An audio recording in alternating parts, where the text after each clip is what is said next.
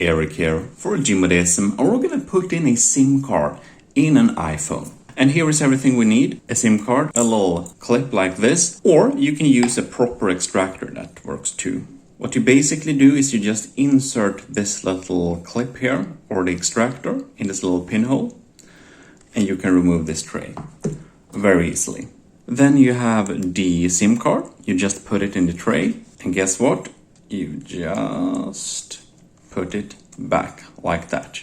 Very nice. If your iPhone doesn't have a SIM tray, well, then you probably have one of those eSIM models. And if you're having an eSIM, it's a completely different process. This is for iPhones that have a SIM tray. Now you have the capability to unlock your phone. You need to unlock the phone. And now, sorry, it's in Swedish, but it's the SIM card is locked, so you have to write in the PIN. And I'm just gonna do like this and click OK. There we have it. So now you can go into settings or whatever you want to do and set up this phone on mobile network. See that the different settings are however you want them to be. This has been your host, Eric from GMODISM.